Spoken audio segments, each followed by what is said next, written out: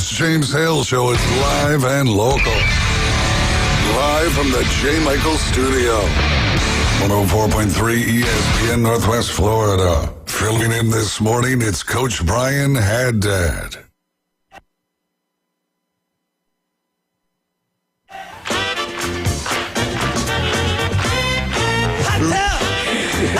I broke the show. That's the kind of morning you're going to have. What's the matter? A little cold in there? Can't hit the button? Oh, my goodness. Yeah! Really make me sweat. Yeah! Get on in. Really make me wet. Yeah! Well, indeed. I'm tired this morning there, Wildcat. You had a late night last night. I did. I watching the stayed game. up and watched a really good national championship football game. And, I guess I should start the show by saying, as the sounder said, Brian Haddad sitting in for Coach Hale today. Coach is in the mountains all week, and we'll be chased by back black with us. bears. Yeah, probably. Hey, he wanted to see some snow, so he got up there and did that. But joined by Coach Jim Burant. Coach, good morning to you. Good morning. And Wildcat, Yo! how we doing there, buddy? Wait a minute. Hanging in by hanging on. What? All right. Let me comment on Hale's wanting to see snow. He could have gone to Dothan. Could have gone to Defuniak Springs and seen a it. couple inches anyway. But, guys, listen, it is not that uncommon, at least in our lifetime, to call a national championship for Indiana University in March. But, Jim, you're more the Big Ten guy, obviously, than I am. Did you ever think you would say Indiana's national champions in January? No, not in a bazillion years. I mean, I was telling my wife, Lee Corso told the story when he coached at Indiana. This kind of tells you where Indiana was, at least like the 70s. Lee Corso was a coach at Indiana. They're playing in Columbus. They get ahead. It was like 3-0. He stops the guy. I think he took a timeout. And he had his photographer on their side. This is a true story. I'm not making this up. Yeah. And he took a picture of the scoreboard, Indiana 3, Ohio State nothing. He said, I just want to let everybody know, well, at one time we were ahead of Ohio State. And the final score was like 41-3 or something. Sure. But no, not in a million years. I felt good for him because if you don't get, I don't know what's the right word, not excited, but it's just a good story. You don't appreciate. What they've done. That just does not. If that was commonplace, then people. I'm gonna pick on your school here for a second. Go ahead. Then people like Mississippi State, Vanderbilt, Kentucky, all the bottom feeders, Northwestern in the Big Ten, all those it would happen all the time, but it doesn't. So it's like the perfect storm. You get the right coach, the right players, the right circumstance, the right everything around, and it's like, go figure. And I want to get into this more later because I want to get to the phone line here. But one of the things I think appreciates the right word. I didn't start the year liking Indiana's team, and I didn't start the year liking Miami's team. I grew to appreciate both of them through this run, and I really enjoyed watching both of them. It was an enjoyable experience last night, for sure. But let's get to the phone lines here. Rob, how you doing on this morning after? Good morning, fellas. Hey, I was going to call you yesterday, Ron, but then I thought, have a better crew in there tomorrow that might have a better understanding about this question. Because this started really bothering me about a month ago. Mm-hmm. Do y'all really think that, that it's time, he's not there a lot. Do you think it's time for Coach Hale to just, write off the SEC and become a Big Ten guy? That will never in a zillion years happen.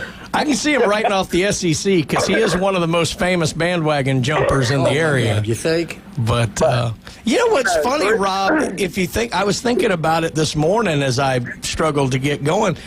I was thinking back whether it was taking the grandkids to Disney or whatever. I think I've actually covered the morning after the national championship more than I haven't in the last 8 years. So it's somehow I always, Mr. College Football, Coach James Hale, never seems to be here after and the funny thing is a couple of those were Alabama victories. So he's not there a lot after the ACC championship game. That's true. But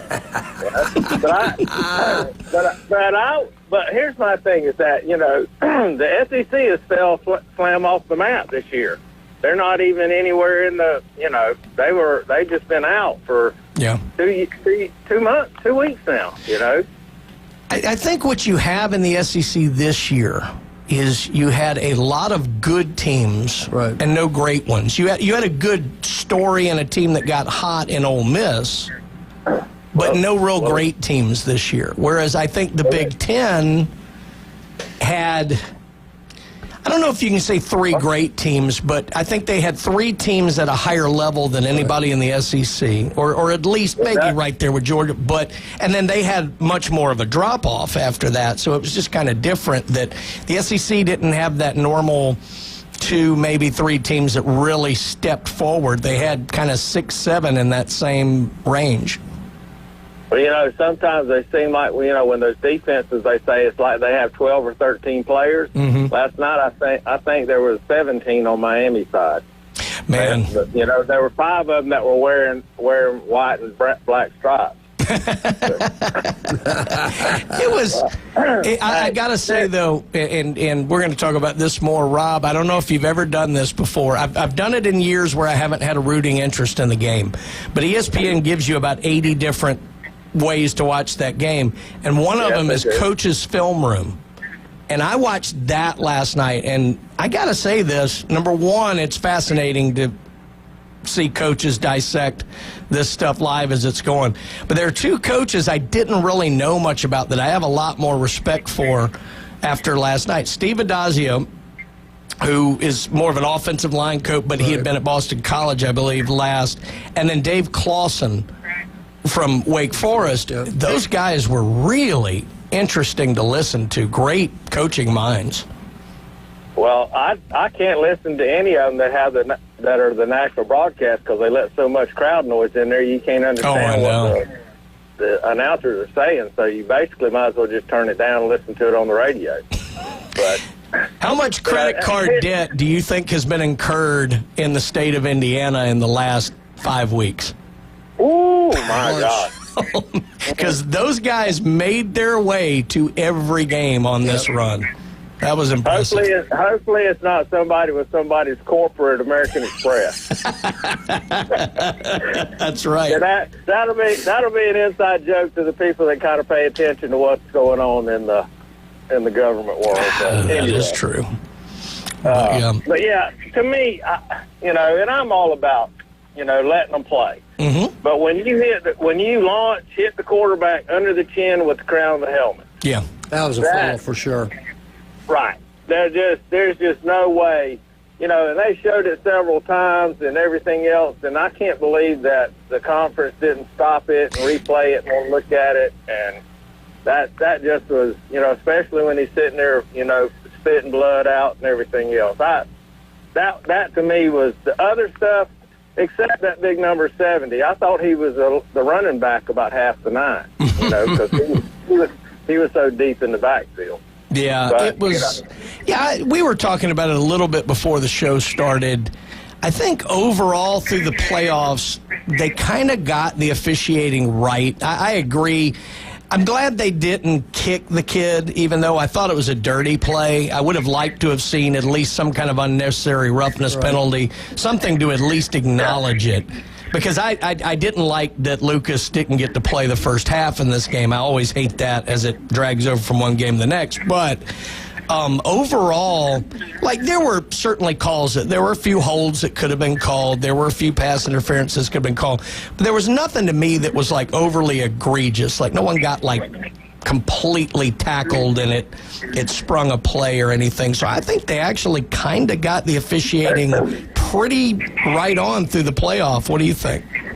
Well, I agree wholeheartedly. Let them play, and I like that. But because in the Ole Miss game, Miami, they let them play the whole game until the last drive they threw. Yeah, they did. Through penalties, pass interference. But if you watch when they showed the replay, that guy, when he came around the end, he saw the ball get handed off, and he looked. And you could almost see him grin and go, "You're mine." And he run up there. He took 2 full steps, looked at him, because they threw one later in the game, and Beck, he was standing there, and he got hit. but it wasn't near as egregious. It was a hit. He got hit right face up in the chest. Yeah. Right. Yeah. And they called it. You know what?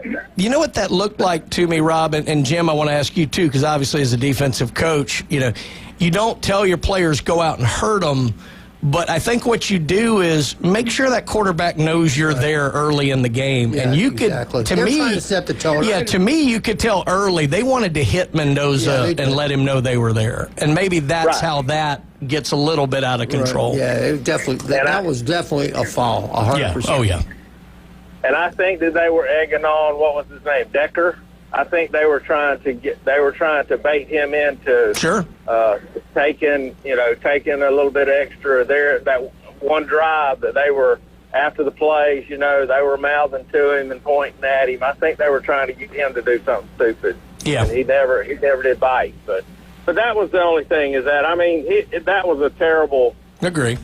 That was a hit that was really trying to hurt the quarterback. Yeah. On that one play, but it ended up being a really good game. I really thought that it ended up, when Miami had what 2.5 minutes with the ball back, and they could win it with a touchdown.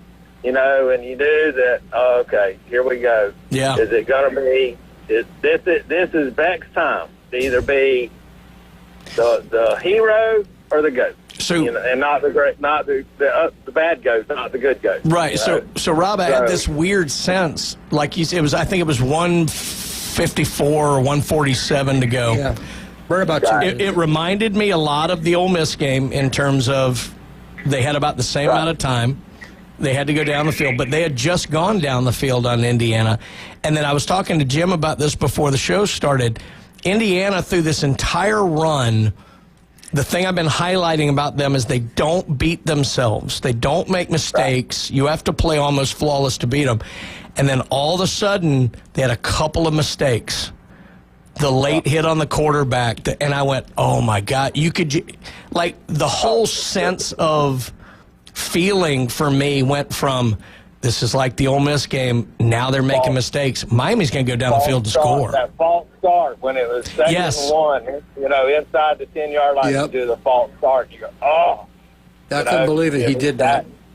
Right. That was, that was the ball game right there. It was. Right. And it was, he would have been, oh, it's my fault we lost if they'd have lost. And Beck, just like Beck feels today, he would have felt that way because Beck still is. I let him down. It's nobody else but on me because I didn't read it right, and they read me, and I just stood in the wrong place. Yep. Wow. You're right, though. What a heck of a football game. That was a good, so many times we get duds in the championship game. This was certainly not that. That was not a dud. That was a good game.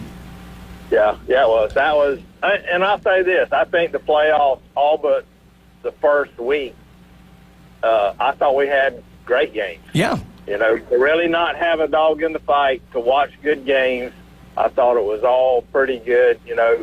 Alabama, but I thought it was, and I thought most of the pro games this weekend were good. Over the last 2 weeks, it's been great. I will say this: I'm gonna be glad. I'll be mad and unhappy when it's all over with because there ain't nothing else on TV. Unless you like cop shows. Yeah. Plenty of cop shows. You're right, though. Well, cop shows, we can just watch the local news for that, but won't get into all that. But I think you're right. With all the nonsense been going on off the field, not as much in the NFL, the coaching carousel, but college certainly with all the complaints about this and the portal and the NIL and the Lane Kiffin and all that. The on-the-field product this year in both, I agree, has just been outstanding. So, yeah, and that's the thing. We used to love to pull for our university. We knew who all the guys were on the team. We followed them from the time they were a freshman all the way up to being a senior and all that sort of stuff. Now you don't know who half of them are. Yeah. That's the kicker, and like right now, if you're big into the transfer and the media stuff, social media and all that, you can follow who's going where and all that. I ain't got time to sit down and do all that stuff. I want to get my roster for 2 years ago and go, okay, here's our guys. This is who played, sparingly last year. Now they're going to be our starters. You can look for them and see how they're doing during the spring. You can't do that anymore. Yep. No, you know? you can't. I agree. So, well, Rob, anyway, guys. we got to pay the bills, man. Good talking with you. I understand. Yeah, well, Have a good day. Tomorrow's J. Michael, so there we go. Go to J. Michael tomorrow. So. All right, Robbie. Thanks a lot, man. Hey, come join us if you get a chance. I might do that. There you go. Tomorrow. Or the next. Well, no, tomorrow's Gator Day. I just don't know if I can go. Thank you, Rob. Gator Day. See y'all. Oh, my God. His head would explode tomorrow. That's right. But, hey, great segue. Let's talk about J. Michael's Restaurant here. The best seafood, the coldest beer you're going to find anywhere down here is at J. Michael's Restaurant. Get out there for lunch and dinner today. Again, world-famous spaghetti coming in tomorrow. But why wait? Just get out there and enjoy J. Michael's Restaurant today. John, we talked about it yesterday. Valentine's Day is getting close. Unless you love your couch, you need to make sure that you take care of the missus here. And how are we going to do that? It's as easy as going to David Adamson Designer Jewelry, 830 Highway 77. Nowhere else around the area that I know of can you get a free jewelry inspection and a free jewelry cleaning all at one place and all for free. That's David Adamson Designer Jewelry, 830 Highway 77, Lynn Haven. Lynn Haven, indeed. When we come back from the break here, we're going to talk more about the national championship game, what were kind of the key plays and maybe the key mistakes that ended up having Indiana take this national championship in football. You heard me right, folks. Indiana, your national champion. You're listening to the Coach James Hale Show, ESPN Northwest Florida.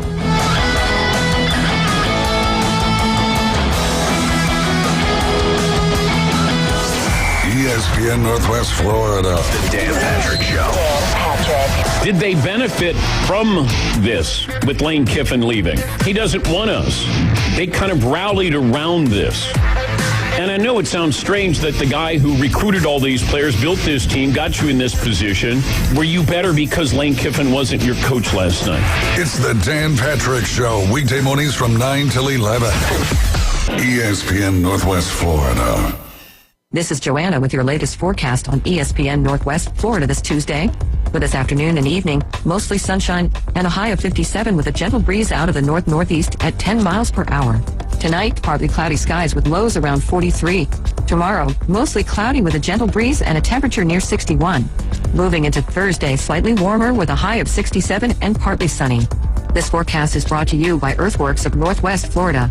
Thank you for keeping that dial on ESPN Northwest Florida. Rely on it. Discover your next adventure at Bill Bird Kia, where the road is yours. Start the new year in a brand new Kia from Bill Bird Kia. And don't miss this limited time offer on the purchase of a stunning new 2025 Kia K4 with sporty style, spirited performance, and 2.9% APR for up to 48 months. Thinking about the iconic Kia Soul, the 2025 model delivers its unmistakable silhouette and massive cargo space. It's the last of its kind. Purchase a new 2025 Kia Soul and get 3.9% APR for up to 60 months, but hurry before it's all gone. You get the perfect balance of comfort, safety, and technology. Bill Bird Kia, the home of the 20-year, 200,000-mile warranty. Stop by and see us today at 2435 East 15th Street or anytime at BillBirdKiaPanamaCity.com. Offer from Kia Finance America for the purchase of a new 2025 Kia K4 with $2,209 per month per 1,000 financed in 48 months, or a new 2025 Kia Soul with $1,837 per month per 1,000 financed in 60 months. Quantities are limited. Cannot be combined with other finance offers. New vehicles only. Not available on balloon finance. With 20-year, 200,000-mile warranty is a Bill Bird Kia warranty. See dealer for complete details. Offer for well-qualified buyers must take delivery from dealer stock through 2226. Are you living with chronic pain, anxiety, or sleepless nights? You don't have to just get by. You deserve to thrive. At Thrive Alternative Medicine on Panama City Beach Parkway, Dr. Laughlin and counselor Suzanne Clark provide a compassionate path to relief. From medical marijuana card certifications to professional mental health counseling, managing conditions like PTSD, chronic pain, and the complexities of cancer. Book online at thrivealternativemedicine.com. thrivealternativemedicine.com. Find the relief you deserve. Now, it's the Coach James Hale Show. Go nuts. Live from the J. Michael Studio. 104.3 ESPN Northwest Florida. And welcome back to Coach James Hale Show. Brian Haddad sitting in for Coach Hale, joined by Coach Jim Durant and the Wildcat. And on the phone lines here, we are joined by my buddy, Mike. Mike. What's up, fella? Not much. That's right. I'm Mike Cube. C-U-B-E-D. Mike C. Ubed. I got bad news for us, fellas. Uh-oh. They didn't hire me to coach the Titans. I was going to hire Jim Bob to be my tight ends coach, and you could handle publicity. And John could be on the radio, but I demanded that... what, no water boy? Well, I mean, that's for Hale. Yeah. Anyway, I demanded that Amy Adams sell the team, so they didn't hire me. Gosh, I mean, I can't say that on 102.5 The Game. I hate to say that. I heard you got a McCabe working down there with you. I hope he's not kin to Chase. About the game, though, let me get back to it. Yeah. A fabulous game, and may have renewed interest in college football in the modern Wild West. Yeah. I don't know. What do you think? I think that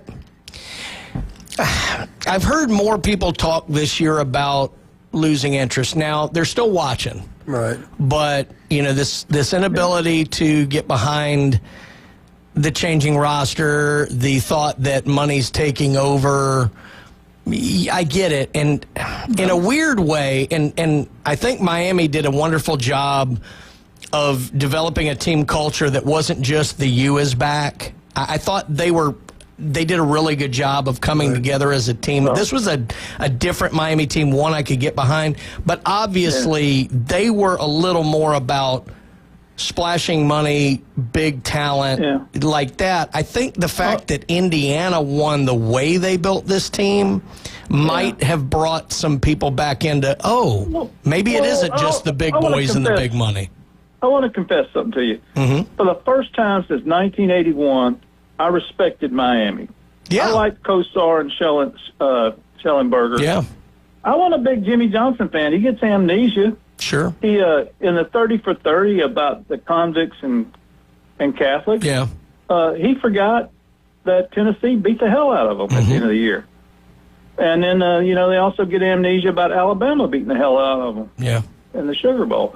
But I really enjoyed the game. Yeah. There were a couple of, I've talked about the hit on Mendoza early on. Well, those are the fun parts of the game. Yeah, right. And but I thought they didn't call that, but then they called a kind of a ticky-tack foul at the end. I don't want to get on the officials because we talked about them yesterday in basketball. Mm-hmm. It's a hard job. Yeah. It's the hardest job on the field, actually. But they've got to stay out of it or stay in it, one or the other. And I like letting them chicken fight the receivers. Mm-hmm. That's one of those. I want to use an ugly word here. That's the sissification of football. Yeah. When you don't let people hand fight down. Now you can't grab jerseys and grab face masks and ignore that. But I'm going to tell you, I hate to say this, the future is flag football. Tell me it's not. Or Australian rules style. It may be. Shame. It may be. I mean, thank you, John. Shame. Hey, Kentucky grabs more in basketball than Miami does in football. And by the way, I want to defend the SEC. Vanderbilt beat Michigan, and I don't give a damn about the whole state of Michigan. You've heard that before, haven't you, Jim Bob? Yeah, yes, I have. That's a great song. Yeah, it is. Anyway, I don't give a damn about the whole state of Michigan. Although the Titans hired Robert Saleh, who went to Northern Michigan. They have hired him. Where is Northern Michigan, Jim Bob? You know? I've been there twice. Marquette, first time I was ever on an airplane. Marquette, thank you. It was to Marquette, Michigan. It's on Lake Superior. It's a beautiful area. But you talk about isolated, man, there ain't nothing up there. Yeah, I mean, I'm sure Michigan Eddie knows, but it's up near Traverse City probably. Anyway, but I wish Michigan Eddie the best. But, I'm going to give you a thing from another sport. Okay, there's Western Michigan. They're the Chippewas, right? Mm-hmm. No, Broncos. No, the Broncos are Western? Yes. Okay, Central's the Chippewas? Correct. Okay. Easterns to Hurons. Correct. And I know that there is a Taiwanese female golfer that was paid $10,000 to relocate from a NAI school in Kentucky known as Lindsey Wilson. I don't know if anybody's ever heard of it. No. And this is the modern era in college. Yeah. And I'm going to also say something about Carson Beck was asked about going to class. He said he hadn't been to class in 2 years. Well, that doesn't mean he wasn't enrolled. He was taking it online. And, of course, since he was making so much money, he could pay some chick to do his homework for him. Sorry I said chick. But, it's insensitive. But I got a Big Ten play for you. All okay. right. Iowa drives north. Okay. All right. And then I'm going to go to the NAI. South Dakota drives east. North Dakota drives east. And Kansas loops around to the left. And they surround Hennepin County. And we get America back on the right road again. God bless y'all. God bless the United States of America. Bye. Bye. That's Mike. Boy, he kind of got my blood boiling there talking about the Titans. Robert Saleh, I think, is a great defensive. Wait a minute, he's going to be their head coach? Looks like it. And I think he's a good When did that happen? That must have happened yesterday. It's been they brought him in. They brought in, of course, now I'm blanking. And then there was a great article written, if they don't call Sean McDermott immediately and at least make a pitch, they're crazy, which I agree with. Saleh, I like as a defensive coordinator. I can't stand as head coach, and it's the most Titans thing ever. Right. You've got a young number one pick in Cam Ward, and we're going to go get a defensive-minded head coach. I just don't. Who was their coach? Who just got whacked? Callahan. No. God. He wasn't there long enough for me to even remember. Now I'm blanking. 215-6290. I've just look. What I've done is I've gotten away from details of the Titans for my own sanity. That's like me with the Browns. I still haven't forgiven them for firing Mike Vrabel. Or Bengals. Yeah. I mean, look at Mike Vrabel. He did a great job with the Titans. Look what I don't. Yep. I got to get off of that because it's going to drive me crazy. But an interesting note here, Jim, kind of your take on this. So obviously we had the big run really starting in 2009. I mean, you could go further back and you could go to what Florida was doing, in the mid-2000s, and LSU had won in 03 and 07. So, I mean, go way back. But it wasn't just that the SEC won every year, because you could say Alabama won a lot of them or whatever, but it was the fact that in that time frame, let's say from 98 forward, you had Tennessee winning, Georgia winning, LSU winning, Auburn winning, Alabama winning. You had multiple teams in the conference win. All true. Starting in 2019, the SEC won 4 consecutive national championships. 19 was LSU, 20 was Alabama, 21 and 22 were Georgia. Right. Interestingly enough, since then, 2023, who wins? Michigan. 2024? The Buckeyes. 2025. The Hoosiers. 3 different Big Ten teams. So as much as we SEC homers, I say that as myself, have said, well, the Big Ten's just about 2 schools. Right. Not anymore. Because who else is right in the wings that was in the semifinal? Oregon. Yep. Guys, the Big Ten may be here to stay. Yeah. And on that note, I'm going to go to the Hathaway Bridge and see how tall it is. No, what I'm going to do is I'm going to talk about water is. I know. I'm going to talk about our great sponsors here on the Coach James Hale Show. I'll tell you a place that would have been rocking last night, Dat Cajun Place. What a great place to go. Watch a football game, listen to great live music, but also the menu there. Oh, my goodness gracious. I love the appetizers. Don't they have a fireplace there? Yeah, les bons temps roulés. At Dat Cajun Place. Get out there today. Tell them you heard about it right here. Dr. John Ward, dermatology specialist. He's going to be on with us tomorrow to talk about his Florida Gators.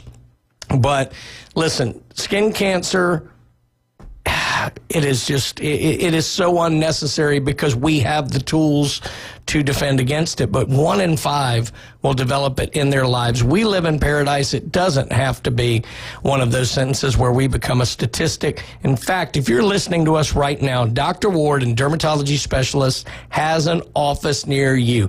8 convenient area locations, and the best way to protect yourself is by regular screening. Early protection. I can attest to that. So if you've got something that doesn't look right, doesn't feel right, make sure you get out and see Dr. John Ward today. And then Steve's Bike Shop there on 23rd across from Sam's, been in business since 1979. Maybe a little cold to get on that bike today, but you know, you don't like the weather here in Bay County, just wait an hour. Get one of them old style bikes, get one of them new fancy electric bikes. If you have an issue, Steve can fix it. And like I said, they've been in business since 1979. He's also the swim coach there at Mosley. I've known Steve for a very long time. Get out there today to Steve's Bike Shop and tell him you heard about it right here. We come back, more from the national championship game and more interesting statistics as it relates, not just the fact that the Big Ten has taken over the world, but some interesting notes on Indiana's 16-0 championship. Is this the first time it's ever happened? You'll find out next. You're listening to the Coach James Hale Show, ESPN Northwest Florida.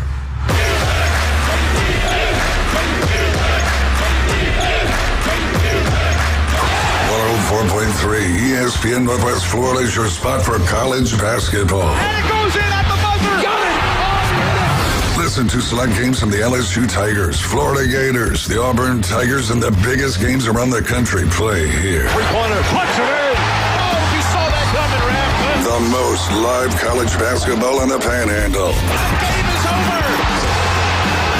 104.3 ESPN Northwest Florida and the ESPN Northwest Florida app. No one wants to deal with a plumbing, electrical, or HVAC emergency. It's even worse when you're not sure what it'll cost, when it'll get fixed, or if someone's just selling you something. When you call Hiller, you can trust our experts to actually solve your home's problems quickly. And with true transparency pricing, you know the price you're told is the price you'll actually pay. Book online now at happyhiller.com. Happy you'll be, or the service is free. Call the Happy Face Truck today. This is Patrick with Turf Pro Pest Control. Do you want a great-looking lawn? Call Turf Pro. We will come out to your property and make a customized plan for your lawn. Then we will do the most important part, execute that plan. Turf Pro is a locally owned and operated company. We take pride in making your lawn beautiful. Call Turf Pro. You will love your lawn. The blue and yellow trucks make your lawn green. Find us on Facebook at Turf Pro PC. Are you looking for a place to take a leak? Do you have a truck, tractor, or other hydraulic equipment leaking or not performing as it should? At Reliable Hydraulic Solutions, we can get you back to work. Do you have a busted or leaking hose? Hydraulic cylinder or pump needing repair? If competitive pricing and a quick turnaround are what matter to your business, come see us at Reliable Hydraulic Solutions. Or you can give us a call at 850-326-3000. Reliable Hydraulic Solutions, 6840 Highway 77 in Southport. The best place in town to take a leak.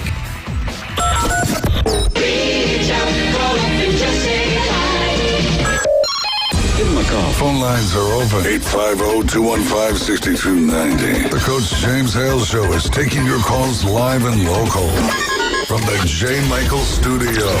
104.3 ESPN Northwest Florida.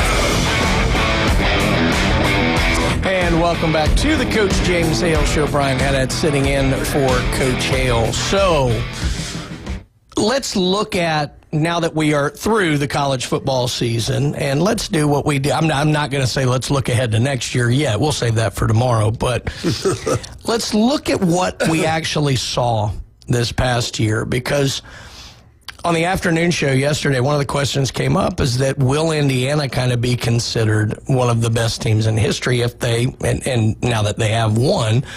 And I think the consensus was not necessarily, and probably because there's not a lot flashy about them. They didn't steamroll you like the Nebraskas of the mid-'90s, or they didn't air raid you like some of the Spurrier teams. The coach's expressionless face will probably be more remembered in history than the actual he's a stone face. You know what? It was nice to see that smile at the end of the game out of him. He was, and as he said, I can't smile, guys. But think about it. we were talking about this a little bit in the break, and I want to give you some numbers here. I want to say it's somewhere in the last 55 to 60 years. There have only been 2 national champions that had 2 losses. Okay? And I'm not talking about the Scripps Howard, Honeywell bread or whatever national champion that Alabama claims 30 of. But I'm talking about like the major national champions. You had it last year with Ohio State, and then in 2007 with LSU. Outside of that, you've had the national champion kind of be undefeated or 1 loss. So I think that you're seeing it a little more now means there are more teams that are in play. And certainly with the expanded playoff, number one, you're playing more games. And typically you're playing more games against better competition at the end of the year. So you would think the new norm is to do that. So look at what Indiana just did. They went 16-0. Now, they didn't have the world's most incredible schedule, but they played a Big Ten schedule. Right. They were fortunate to get a Penn State team that wasn't playing very well, but they got Penn State's best game of the year, I think. Yeah, they did. And they had through that. They had to beat Ohio State in the Big Ten championship. Yep. They had to beat Alabama in the Rose Bowl. That turned out to be easy. They had to beat Oregon twice, once at their place. And then they had to beat Miami at home in the national championship game. Jim, there was no other team in college football this year that finished major college football, that finished the year with less than 2 losses. Right. And Indiana went undefeated. Yeah. We talked about it off the air. As a former coach, I don't think people understand what a great, not just a good job, what a great job Cignetti did at Indiana. They were a doormat forever. Yeah. And in 2 years, he got them to win 14 games, I think, last year, and then 16 this year, or whatever it is. That's incredible. Yeah. I mean, holy smokes. And like you say, he didn't do it with Vince Young, or he didn't do it with Cam Newton. Mm-hmm. Mendoza's obviously very good. But other than that, the average person couldn't tell you who's like the running back at Indiana. Yeah. I don't know. Who's their best defender? I don't know. I mean, they just didn't have. But you talk about guys that are all on the same page and playing for one another. All the intangible stuff that you always preach as a coach. They got it in spades, man. They are some tough hombres. And I know you're not doing this, and I'm not doing this either. It's not to say they didn't have good football players. They had very good football players, but they didn't have transcendent talents. I'll give you an example. Okay, I'm an Ohio State fan. I think everybody listens knows that. They had 4. Look at my fingers now. 4 defensive first-team All-Americans. 4. Yeah. Everybody knows Caleb Downs and Arvell Reese and Sonny Styles. Indiana didn't have them. Yeah. And so I've always been a person, I don't get worked up about how many stars you got after your name, because most of the time, that's some little guy in his basement who's got no life, and all he does is just that kind of stuff. This guy's a 5-star. He's a 4-star. And because when you get recruited by a big-time program, you just add another star, however many stars you got. Yeah. To me, that means nothing, especially now that people can transfer. They did a phenomenal job in Indiana. I mean, phenomenal. I mean, will that ever be repeated? I don't know. Yeah. I don't know. It's like, I don't follow Hoosier basketball, but I mean, state titles at Norm Dale went after the Hoosiers, Was that what's the one-time thing, and Jimmy Chitwood makes the shot? Yeah. What'd they do the next year? I mean, I don't have any idea. But that's what it's going to be now. Yeah. Okay. So for Cignetti, okay, you won a championship. What are you going to do next year, Coach? What do you look like for next year? You know he's going to hear that. So what's interesting about that is, if you look at the transfer portal this year, which, most people rip their hair out looking at it, but we have to look at it. What Cignetti has done, obviously when he comes over, he brings a core group from James Madison. Right. I think basically all of his coaching staff and 13, 14 players, core players. But he augmented that with a few transfers in the Mendozas, people like that. This year, they had a very good looking, I mean, we obviously don't know, we hadn't seen them play together yet, but a very good looking portal of mostly the same kind of players. However, he has a couple of what I would call reaches, guys who are big talents, 4- and 5-star guys, mostly at the receiver position, but who've already been on 2 teams. And you wonder, can that mesh the way he found the right? Because, look, you can assemble talent. It doesn't mean you're going to win. You have to get that right recipe. Yeah, you know as well as anybody. Going to make them a part of the family. I think Hoover at quarterback is a great pickup. I think he is an Indiana kind of guy. He played at TCU. I think he's perfect. There's a couple of reaches, but don't forget, they just recruited high school very well this year, too. Right. So they're starting to get more talent. To me, the challenge for Cignetti is going to be, as we try and raise our talent level, can we keep the same kind of cohesion in our locker room? The other thing is, the better this team stays, he's going to start losing coordinators. Yep. Now, Nick Saban was able to stave that off pretty well, but there were a couple of resets in there. So, welcome to the big time, Kurt. Yeah, well, Indiana's going to recruiting goes well. Won't he have that money to keep those coordinators? Theoretically. Sometimes it isn't about the money with the coordinator. I mean, if you're an OC or a defensive coordinator who's looking to get your first head job, I mean, that's going to outweigh the money. I mean, I know you can probably get paid well at Indiana, especially right now. Right. I tell you, donations are not struggling to that university today. Absolutely. No, they're not. But it's different. When you have a chance to be the guy, sometimes it's about taking that risk. And going forward from last night till forever from now on, they're going to be the hunted. I mean, they were the hunter, and it's a lot easier to do one than the other. Mm-hmm. Now everybody's going to have we can't overlook Indiana anymore, and the expectations for them are going to be unrealistic. I mean, I'm a Buckeye fan. We face this crap about every year.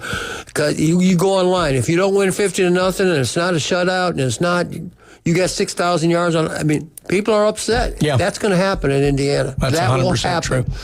So Indiana finishes the year 16-0 last night. Obviously, expanded playoff. Right. It's never happened in history before, right? Right, Dabo. It has. Yeah, I saw that. In Glenn Manley's high school senior year of 1894, the Yale Bulldogs, the school we turned down, John, because it wasn't intellectual enough for us. Right. Yeah. It wasn't highbrow enough. Now, the Yale Bulldogs went 16-0 in 1894. Now, I was reading the story about it. They actually played not all universities that year, but that was common. Right. They would play athletic clubs and this or the other. I want to say their points for and against that year was like 485-13. So Indiana is not the only 16-0 team, but they're not the best 16-0 team in history. But it is interesting the way we've added the games and everything like that. Like I was looking, so before that we have had a few 15-0s. Right. Most recently, Michigan went 15-0 in 2023. Georgia in 2022. LSU did so in 2019. Clemson did so in 2018. Alabama's 2020 team was undefeated, but they only played 13 games because of the COVID year. So you would think those were the only 15 ones. No. 10 went 15-0 in 1897. But it's so... I guess, and Jim, this may even be different for you, but for me, 50 years old, what I grew up with was 11 games. Right. And then the bowl game was the last thing. That was the thing. Then obviously we went to 12. You had the conference championship. Now you've added levels of the playoff and all like that. If we're talking about potentially going to 24 the way the Big Ten wants to, we're going to be talking about another game. We're going to be talking about 17 games. It's a lot of football games. Yep. I really think they have to, this is just my opinion. I don't know how you're going to do it. I think they have to condense the season, and I think the wait after the championship games is too long. Mm-hmm. It's not a coincidence that Indiana in 2 years is the only team that had a bye that won. The only one in 2 years. 1-7. 1-7. So thanks, Alabama. So that's not a coincidence. That's right. I mean, there's got to be something to that. And just as if you're the committee, that's not a good look. The teams that you say are your best teams, they're so good they earned a bye. Well, every one of them lost for 2 years, except for one. Yeah. So that I don't know what the answer is, but I think they got to tweak that. I definitely, and this is not a tease for later in the show, folks. It really isn't. But I do want to go into for the last two segments today, starting at 8:30. I want to go into our thoughts on, okay, we had a good playoff, but what are things we think can make it even better going forward? And then what do we think will happen? Right. So I'm going to save that for later because there are definitely some things. Plus, I want to talk about, we haven't even talked about some of the critical plays from this game. I mean, when the chips are, all in the middle, you pushed everything in the pot. All in. Big players have to make big plays. And there were a few last night that, oh, my God. I mean, there was one, we'll get into it, but there was one where I jumped off the couch like, oh, my God, what a football play. And it wasn't just a play. It was the guts to call it. Right. And I think you know where we're getting. But we got to save that. That's a tease, folks. But let's talk about TK Vandy Roofing and Contracting. Kyle Vandegrift, the man in the area. Look, the worst thing you can deal with down here is getting that letter from your insurance company going, they're going to drop you because you haven't redone your roof, this, that, or the other. It's scary. It's the last thing that you want to see. So you need to deal with the experts, the people who know this better than anybody, and that are the fine folks there at TK Vandy Roofing and Contracting. Call those guys now. Don't wait. Don't get your heart rate spiked by that letter. Go on and get it taken care of today.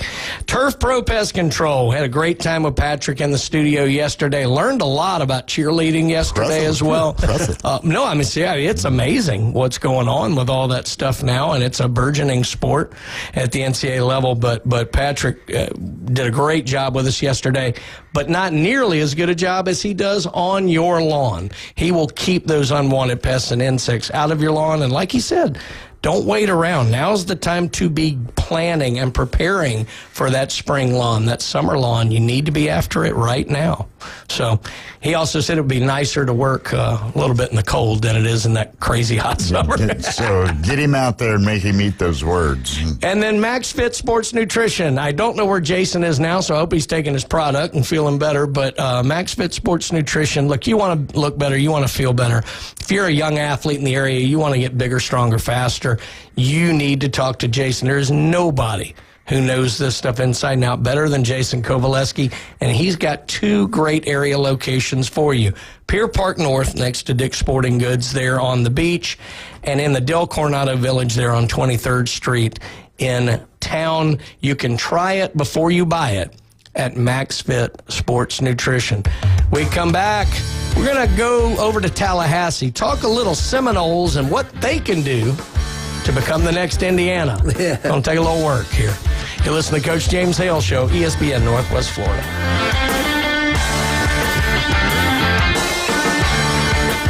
Have you ever wanted to reach out and smack someone? You can't fix stupid, but you can divorce it. The new Sports Blitz. Rants, hot takes, and huge reactions are incoming. And on behalf of 70% of the Alabama fan base, feel the burn. We want a damn divorce. The Red 70s studio line. You cannot give LSU extra opportunities. 850-215-6290. ESPN Northwest Florida. He has not turned the ball over. Get in the game. This is Joanna with your latest forecast on ESPN Northwest Florida this Tuesday. For this afternoon and evening, mostly sunshine and a high of 57 with a gentle breeze out of the north-northeast at 10 miles per hour. Tonight, partly cloudy skies with lows around 43. Tomorrow, mostly cloudy with a gentle breeze and a temperature near 61. Moving into Thursday, slightly warmer with a high of 67 and partly sunny. This forecast is brought to you by Earthworks of Northwest Florida. Thank you for keeping that dial on ESPN Northwest Florida. Rely on it. We're proud to bring you the most popular cars in the world, like the stylish Camry and the sporty Corolla. Get award-winning style and 2.99% APR on a new Camry. Named the best new model by Kelly Blue Book. Plus, you get 90 days until you make your first payment. Curb appeal comes standard on the new Corolla. Designed to wow from the inside out. Get 2.99% APR plus 90 days until your first payment. Panama City Toyota, your Camry and Corolla headquarters. Offer ends February 2nd. Visit PanamaCityToyota.com for details. Experience a higher level of service. David Adamson Designer Jewelry has been providing you the very best of fine jewelry and repair in Lynn Haven for over 32 years. David has added Amber Anderson and Russ Clare, names you've known and trusted in PCB for years with your fine jewelry and watch needs. Find that one-of-a-kind engagement ring, that special anniversary gift, or something colorful just for you. Amber and Russ will find it or build it for you. Serving Bay County and beyond in Lynn Haven at the corner of Ohio Avenue and 9th. David Adamson Designer Jewelry. When he played football, helmets had not been invented yet. Players played both sides, and quarterbacks weren't afraid of needles. It's the Coach James Hale Show, live from the J. Michael Studio. 104.3 ESPN Northwest Florida.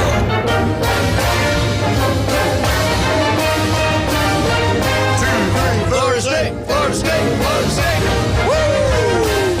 FSU Update brought to you every single day here on the Coach James Hale Show by Newbies. And all the fine Newbies properties there. The mothership where you're going to have the best bands in the Southeast. Newbies 2 on the Curve, great place to go watch a ball game. The Brew and Booze there and the new one there. And I say new, it's not even new anymore, but newer.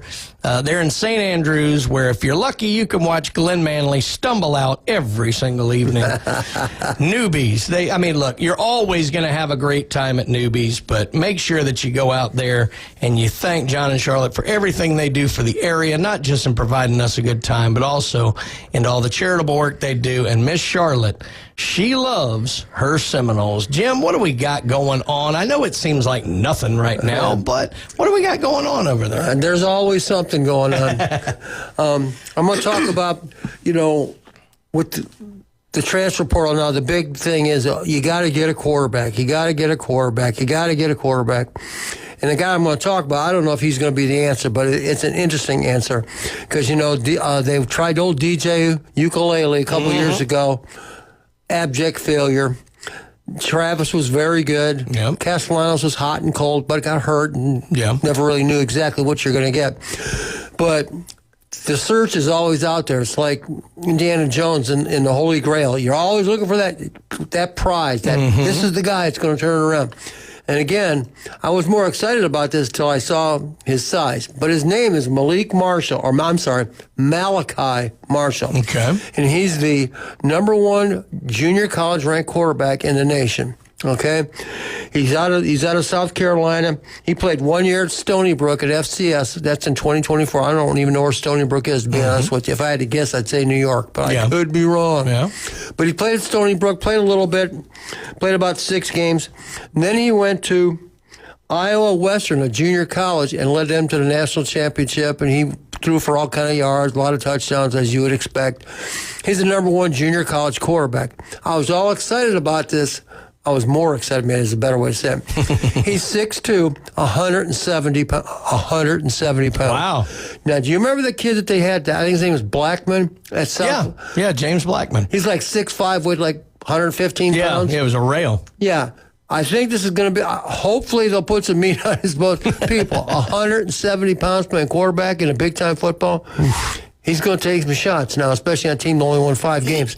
So again, I don't know that he's the answer. They say he's real good at throwing the ball on the run, which is probably a good thing with their offensive line at Florida State recently. But it's interesting. He's got all the credentials. He's the #1 ranked guy in junior college for a reason, so he must have something about him. But they're all excited. They got the #1 junior college transfer quarterback, or not transfer, but junior college quarterback. Well, even more interesting, the fact that they also got Ashton Daniels from Auburn. Yeah, I saw that. Who showed some flashes. I mean, the Kentucky game was not a good look, but every other game that he played, he actually looked like, okay, there's some life here. But this is a real factor, not just for Florida State, but for every team that's out there that's struggling, and we talked about it during the break, is going to be the Indiana effect. I guarantee you, the fans at Tallahassee are going to say, well, if Indiana can do it, why can't we do it? Yeah. Is it money? Are you guys just cheap? Is it coaching? If they did it, how come we can't do it? We're Florida State. We had Bobby Bowden. We won all of it, which is all true. Yeah. So I think the pressure is really going to get ratcheted up on a lot of these programs that are kind of, struggling to find their way. Indiana did it. How come we can't do it? Yeah, it's going to be interesting to see if they've got the right recipe this year, because it is a yearly recipe. Yeah. And they have, according to 24/7 right now, they have 35 transfers out. So theoretically, you've cleaned out some stuff. Some maybe you didn't want to lose. I mean, I'd have loved to have kept Pittman. But, I mean, maybe that's a local bias, but I thought he did a good job. Well, he was a productive player, though. Yeah, and I understand why he felt like he wanted to go on, too. But they have 22 transfers in. There's a couple of 4-stars in there. Some have played big-time college football, so maybe you got the right mix. The thing that they did so well with the team that ended up going 13-0 was built on some pretty important transfers, but it was in their second year there. Right. And that was it. Like, Verse came back. Travis came back. I mean, Travis really wasn't thought to leave. Verse could have left. Right. I mean, there were guys who came back who could have left, and they the wanted big to build receivers, too. Wilson. That's right. Now, here's something that I'm curious to your thoughts on as a coach. I've talked about it before, but it's bothersome to me because I want to say that generally I like Mike Norvell.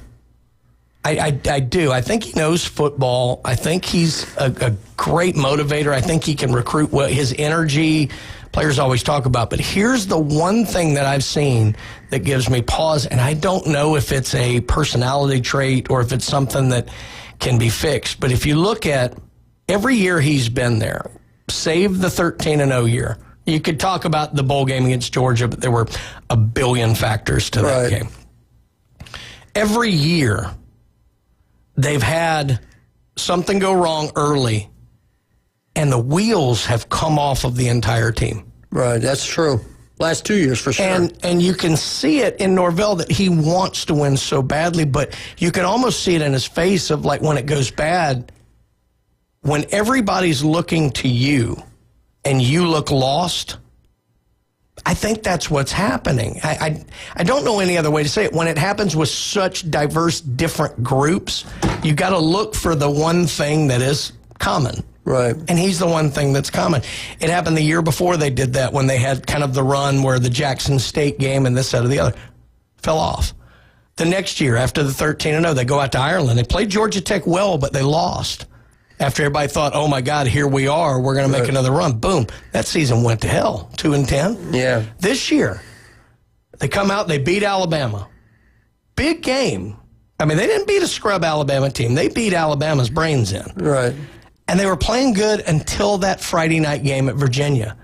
And they were in that game, and it came up short, fell apart.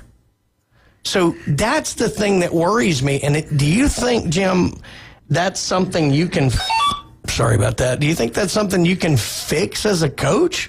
Or is that just something in your personality that people are going to feed on? Yeah, when it starts to go south like that, you got to kind of count on leadership from your coaches and your players. And I don't know this because I'm not playing there, I'm not coaching there. Sure. But I think when you have a lot of transfers, a big part of your guys that are playing that you're counting on are transfers and haven't necessarily... They bought in because they got a bag. Right? Yeah, they're not bought in because they really care about Florida. I don't mean that to sound as mean as it may sound. Yeah. But I think that's reality. I think the reason Indiana bought it is because so many of those players came with Cignetti. That's a difference than just getting a guy from here, there, and everywhere who's like, hey, man, where's my check coming? You know, that's a big difference. I think leadership, guys buying in, is the problem at Florida State. I really do. I just see the teams that are successful, that are really good year in, year out. They don't go south after they get one loss. The team just doesn't fold up the tent. Like you say, if they play so well against Alabama, I'm thinking, well, man, maybe they're going to really turn around, and then not so much. Yeah. You know, so I think it's the leadership and buying in, I think, is a big part of it. I don't know who's to blame or who's to get the credit, but to me, that's a big factor. And, you know, again, I mentioned I watched the film room version of the game last night, so you had all the coaches talking about. One of the things they were highlighting was Cignetti, like, just if you watch him, when they scored, on to the next play.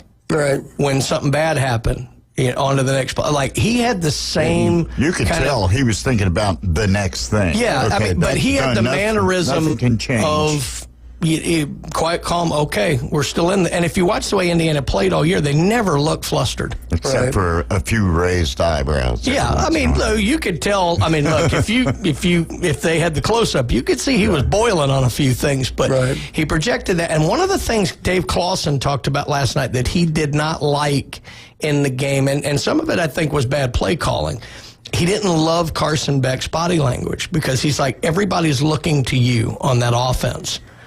And Beck, you could tell, was frustrated by a few little things and like that. And then that starts to get you uneasy. And that's the way I feel Florida State looks at Norvell. I think they get uneasy when they kind of see him almost look like, I don't know what to do. Right.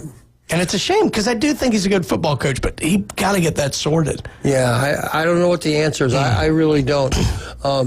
We talked about the schedule in the last couple shows I was here, and it's doable. It's got the same ACC schedule. There's nothing that really jumps out one way or the other.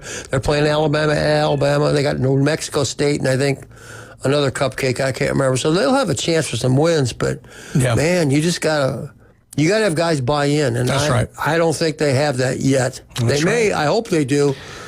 Because I never thought I'd ever see the day when they're struggling like they are. Yeah, back to back to back. I mean, you can handle the one-offs, but, man, it's getting ugly there. Well, hopefully it'll be better there, but the place that's always going to be better is at Newbies. And thank them for sponsoring the FSU update here. When we get back, Jim's favorite segment of the show, the Alabama update. I cannot wait to get into this and tell you, Jim, how the SEC is rising from the ashes. Oh, my goodness. And it starts in Tuscaloosa. Look, I'm in the Hale seat. I got to do it. I'll tell you how that happens next, folks, or at least I'll concoct a pretty good story. Coach James Hale Show, ESPN Northwest Florida. When's it going to run?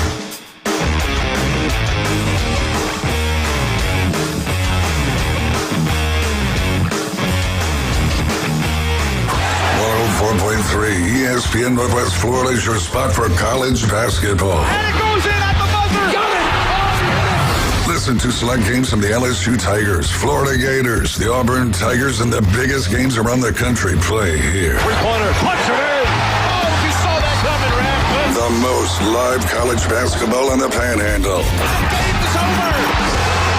104.3 ESPN Northwest Florida and the ESPN Northwest Florida app. This is Joanna with your latest forecast on ESPN Northwest Florida this Tuesday. For this afternoon and evening, mostly sunshine and a high of 57 with a gentle breeze out of the north-northeast at 10 miles per hour. Tonight, partly cloudy skies with lows around 43. Tomorrow, mostly cloudy with a gentle breeze and a temperature near 61. Moving into Thursday, slightly warmer with a high of 67 and partly sunny. This forecast is brought to you by Earthworks of Northwest Florida. Thank you for keeping that dial on ESPN Northwest Florida. Rely on it. Golf is a game that should be fun, but to have the most fun, you need to play your best.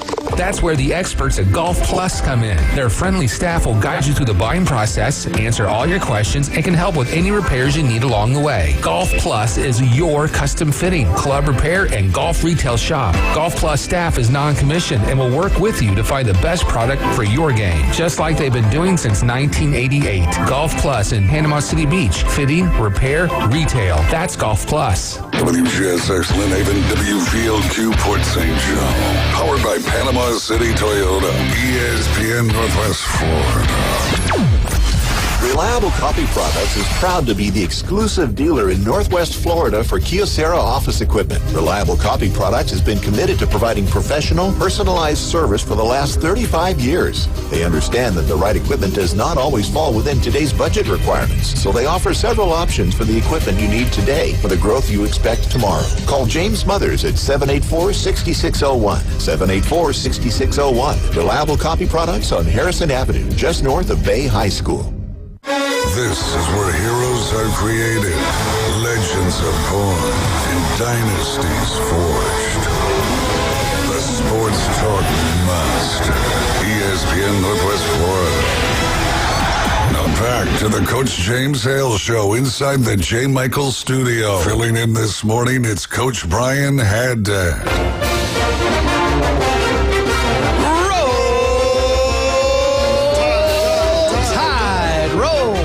Jim sent silent. I can't roll.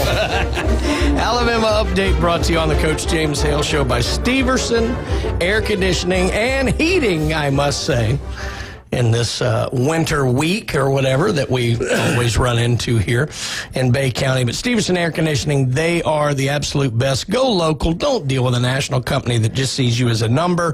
Steverson will come up. They will make sure that your unit is running exactly the way it needs to be, whether it's cold now and you need that heat or whether you're preparing for the insufferable summers down here to have that AC. And look, if for some reason they do need a new system like that, Stevenson's going to put you on the best one to where you're actually going to save money on your power bill every single month. Steverson Air Conditioning, number one. I think we got a phone call here. Yeah, well, let's go over to the phone lines here and interrupt the Alabama. This is Jim's dream here, to interrupt the Alabama update. There we go. Let's go to the phone lines. Caller, how we doing today? Brian, Jim, doing great. It's Cincy Chris. Hey, Chris. How are you, man? So, good. How are y'all doing this morning? Doing well. Yeah. Well, Jim, I just wanted to say real quick 2 things. One, they're no longer the Hurons or the Eagles now. Right. Eastern Michigan. Yeah. And for all those MAC followers out there. And then also, my dad actually lived in Marquette, Michigan in the late 50s. Wow. Really? So think about how desolate it was back then. Yeah. Like I said, my first adventure on an airplane was flying from Akron, Ohio to Marquette, Michigan to play them in 1975. And it's like we landed. It's like, this is like Siberia. It was beautiful. Yeah. It was. But there's nothing there except Marquette, Michigan on Lake Superior. Wow. I mean, yeah, Lake Superior, and depending on when you're going there, it's either an ocean of ice or it's absolutely gorgeous. Yeah, it was gorgeous. It was in the fall. Yeah. So. Oh, yeah, it's beautiful. Wait a minute, back in the 70s, wasn't it on fire at one time? I don't know. That's the Cuyahoga River. We're talking about Marquette, Michigan, okay? Yeah, we're not talking about Cleveland, okay? Right. But anyways, so is anyone saying that Beck, has anyone talked about the last play at all, that Beck made a mistake? I was listening to it. I didn't see it. Like, what are people saying anything that Beck it up? I don't think it was an egregious mistake. I think he slightly underthrew it. It was underthrown. But what I think happened was the corner made a good play on the ball. He did. So I think what happened, Beck, the safety was late. He had depth, so I don't think he would have scored. But I think he saw his receiver had a step, but the phase, the positioning that the DB had, he kind of jumped the route, and Beck threw, probably more of a flat-line ball than he should have. Maybe he was worried about the safety. Yeah, I think he was trying to get in between them and didn't make it. Yeah, he just underthrew a little bit. But more than, it's a mistake because it's an interception at the end of the game. I'll put it to you this way. I understand going for it there. I think they had a shot, but I think he underthrew it. If he puts it at a point where it's right on the sideline with air under it where only your receiver can get it, it may have paid off. But I don't know if I put that one all on Beck. Yeah. No, Miami definitely made the most mistakes. Yeah. And we were listening and watching, hoping that Miami could, pick something off, get a fumble. Like those running backs weren't fumbling the ball. Those guys are going to be good for Indiana. Both of them are probably going to be NFL guys that are, that come in for goal line situations. They're both big, powerful, strong backs. Same with the wide receivers, I feel like. After watching them play, those guys are big. They're going to be positional type NFL receivers or CFL receivers. So I definitely see the talent on Indiana. Like you were talking about, like Miami needed to play their highest ceiling game to win, and Indiana played their lowest floor game, and when we're still able to win the game. Yeah. So Miami definitely needed to shine, and their stars started to shine, but it was too late. One more thing, just real quick. Yeah. I felt like Beck needed to have more design runs in the first. Agree. Half. Like just get him going. That secondary for Indiana, they could tackle. They were quick to the ball. He hadn't seen that from anybody else, because Ole Miss, they were getting open. Even against Ohio State, they were getting open. Against Indiana, they weren't. So I feel like Beck needed to get loose a little bit, just to get his that first touchdown was on the Miami offense. Yeah, because they couldn't get the defense off the field long enough. That's right. So, and look, it was one of those things. I think Beck was getting frustrated because they actually came out running the ball fairly well with Fletcher. Right. The only time they had issues, 3rd and 2, they never had the right play called up. But running on first down was working for them. They got away from that. And most of what Indiana did was rush 3. Beck had all day. But they had no respect for him running, getting 4, 5, 6 yards, so they sat back, and he was getting frustrated because he's having to go tight windows.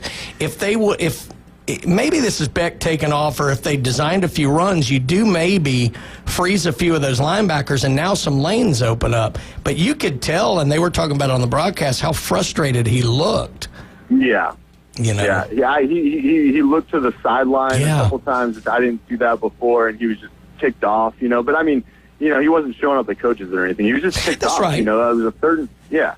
And, you know what I would do if I was a defensive player or a non-wide receiver offensive player of a kid that grew up with Jeremiah Smith in Miami, Florida? I would send him all of the drop passes by Miami wide receivers and be like, we have a national championship with you. Come to Miami. That's what I would do. Jim just closed his ears on that. He didn't want to hear that one.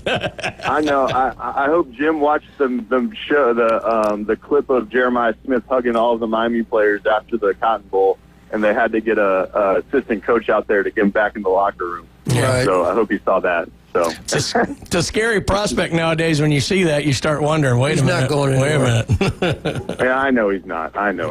But my hope is being it's weird why we're Miami fans, but like we grew up, like my first college football memories are of Miami, but my brother, my dad, and I, we're hoping that Cristobal stays, because if you look, Miami coaches leave early. Yeah. You know, as soon as they get any type of success, they leave early. NFL starts calling. And then also, I hope he can close off. I know he's not going to close off the I-4 corridor, but if he could close off the 5 stars in South Beach, I mean, in Broward and Dade County, I feel like Miami could be a perennial Final Four team. You don't know what each year is going to be. Every year there's going to be a different champion. I doubt we're going to have repeat champions anytime soon. And, you know, just anybody, you know. So, I don't know. What do y'all think?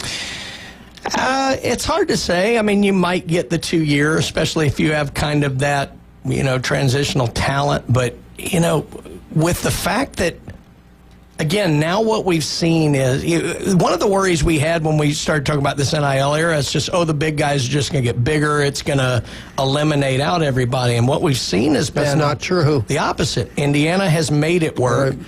Texas Tech is spending a lot of money. Texas Tech, everything they said about them after the Oregon game this year is what they said about Indiana a year ago. And they just had a great portal. So they're going to be in... I know Thorsby very well. Yeah, they're going to be in play. So, I mean, we've seen the Vanderbilts step forward. They just got a 5-star quarterback, which has never happened before. So, I mean, I think generally speaking, I would say you're right. You might have a case where somebody repeats because they just have a core of 3 or 4 just top-notch players who were freshmen and then sophomores. But, man, it looks tougher. Brian, real quick. Yeah. Did you look at the ratings at all? So are the ratings up compared to, like, just normal population, like, growth, or, like, compared to previous national championship games? I have not seen the overnights from last night's game. I would imagine generally it was probably a little down, just because those aren't. I mean, Miami carries more of a name certainly than Indiana, but I think there would have been a passing interest. But I do think college football, I think they make a mistake. They've drug it on too long, and they've gotten a little bit drubbed out. You had a lot of football this weekend, and I think there was a little bit of fatigue. Plus, you're at the end of a holiday weekend. A lot of people probably were on the road, just coming home. They got to go to work this morning. If I had to guess, it'd be down slightly, but I don't know that. And it's a shame because it was a good game. Yeah, it was a holiday. Yeah. I'm just thinking playoffs. So does Jim, do you know if D2 plays the same amount? Do they play 10 games in the playoffs start? I believe so. But they have a lot more teams that qualify. I think they got like a field of 24, I think. Yeah. Same with division. Well, I always call it 1AA because it's, FCS, but I think they have 24 also. Gotcha. If you take away the conference championship games, which I realize that the TVs are never going to allow because of money reasons, but do you think that's feasible? An 11-game schedule for Division I and opening up the playoffs another round just to keep, because D2 can get done before. I realize the bowl system is such, and also the money of the television is another thing. But, is that could be possible? I don't know. I agree with Brian. It does go on too long. Like, it's the middle of January. It's ridiculous. And there's no reason why the games need to be so far apart. Yeah, and that's it. It's unnecessary. It's not like we have 20 games and we have that much time. I mean, they took way too many long gaps in this. And the further they get into mixing with the NFL, as much as we love college football, the nation is an NFL nation. No question. And the further you get into mixing with the NFL playoffs, especially one that's been as good as this year's been, it's going to hurt your product a little bit. So I think they've got to figure that out. That, to me, is the most important adjustment they need to make. They need to figure out a way for Syracuse to become good again, I guess, just to get more. I love it. Does Donovan McNabb have any... I think he's used his eligibility on it. His eligibility's gone. Hey, you never know. The NCAA allowed a basketball player who was drafted in the first round to come back and play college TJ football. Finley's at his 7th school. That's right. Anything is possible. Yeah, just wait till Finley gets there. Well, I'll leave you on this. I feel like I realize it's all crazy, and I know that the majority of the fans, listening don't want to hear this, but I feel like the sport's in a better place than the 14 playoff when 4 schools had future first-round draft picks sitting, waiting to play, and all the talent was on like 4 to 5 teams. I don't disagree. And I mean, if you look at the playoffs, the same 3 or 4 teams, which I realize are all fans of the station, all made the playoffs, and it was very inequitable, and and whatever. That's how I feel. And I know, Brian, you're a little more centrist because you got 2 different rooting interests. Yeah. You've got your grow up team, and then you've got your if they ever made the playoffs, I'd be rooting for them so hardcore it'd be ridiculous. 100%. But exactly, and that's kind of how I am too. I've got a couple different teams. Yeah, so it is what it is. Awesome. So, but I feel like it's in a better spot, but I agree. People don't want to hear that because they want to say that the kids don't care. They only care about money. There's no fun in positivity, is there? No. Go to all those kids last night and ask them if it was about the money. That's what I want to say. Yeah. So that's true. Yeah. Well, thank you. I appreciate it, man. We got to get to a break and pay those bills. All right. Thanks, y'all. Y'all have a great one. Have a good day. Cincinnati Chris there. Look, I got to say, for those of you listening out there who are Florida State fans and Ohio State fans and Michigan fans and all, that is your favorite Alabama update of all time. That's right. We need to have more just like that. Coach Hale I've never seen Jim screaming so at big. his radio right now if he's listening. So, but no, I loved it though.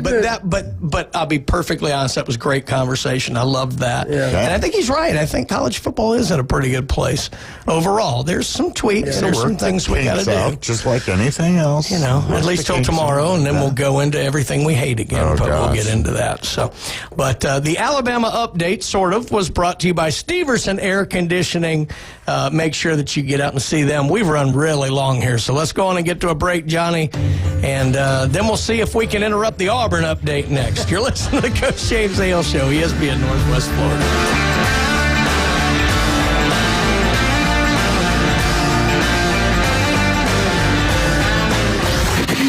104.3 ESPN Northwest Florida. The Coach James Hale Show. Hey, go dogs. Go dogs. Take the over on alcohol consumption. They drank out in Nashville last time they were there. They're started right now. Hey, go dogs. Go dogs. Weekday morning 7 to 9. At 104.3 This is Joanna with your latest forecast from Florida. ESPN Northwest Florida this Tuesday. For this afternoon and evening, mostly sunshine and a high of 57 with a gentle breeze out of the north-northeast at 10 miles per hour. Tonight, partly cloudy skies with lows around 43. Tomorrow, mostly cloudy with a gentle breeze and a temperature near 61. Moving into Thursday, slightly warmer with a high of 67 and partly sunny. This forecast is brought to you by Earthworks of Northwest Florida. Thank you for keeping that dial on ESPN Northwest Florida. Rely on it. Discover your next adventure at Bill Bird Kia, where the road is yours. Start the new year in a brand new Kia from Bill Bird Kia. And don't miss this limited time offer on the purchase of a stunning new 2025 Kia K4 with sporty style, spirited performance, and 2.9% APR for up to 48 months. Thinking about the iconic Kia Soul, the 2025 model delivers its unmistakable silhouette and massive cargo space. It's the last of its kind. Purchase a new 2025 Kia Soul and get 3.9% APR APR for up to 60 months, but hurry before it's all gone. You get the perfect balance of comfort, safety, and technology. Bill Bird Kia, the home of the 20-year, 200,000-mile warranty. Stop by and see us today at 2435 East 15th Street or anytime at BillBirdKiaPanamaCity.com. Offer from Kia Finance America for the purchase of a new 2025 Kia K4 with $22.09 per month per 1,000 financed in 48 months, or a new 2025 Kia Soul with $18.37 per month per 1,000 financed in 60 months. Quantities are limited. Cannot be combined with other finance offers. New vehicles only. Not available on balloon finance. With 20-year, 200,000-mile warranty is a Bill Bird Kia warranty. See dealer for complete details. Offer for well-qualified buyers must take delivery from dealer stock through 2226. Time to live life grand at the new Point Grand Panama City apartment home. Now leasing spacious 2-bedroom apartments at Point Grand, featuring high-end interior and modern amenities like a relaxing pool, 24-hour gym, and on-site pet spa. Pet friendly at Point Grand. No breed restrictions, no weight restrictions. Come on over and tour the brand new Point Grand and bring your buddy. 723 West 19th Street, Panama City. Pop in now. 723 West 19th Street. He's a beacon of light to many and an inspiration to all. Winning. The Coach James Hale Show, live from the J. Michaels Studio. 104.3 ESPN Northwest Florida.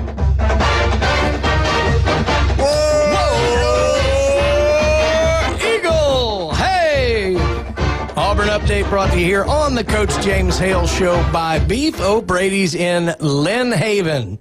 Pat Perno, I'm anointing him the heir apparent because I think they have some job openings up there in Lynn Haven, and he's already a city commissioner. He already runs the best restaurant in Lynn Haven. We know that. So we're just going to anoint him mayor, emperor, Caesar. Führer. Yes. Well, maybe not that one. Shame on you, Jen. Where's that 7-second delay there, Johnny? But no, we love Pat, and we've talked about it a million times on the show. Guys, I'm not kidding around. We know the food's great at Beef O'Brady's. We know they got TVs everywhere for you to watch your games, but I'm telling you. There's no traffic and plenty of parking. And they have the best staff.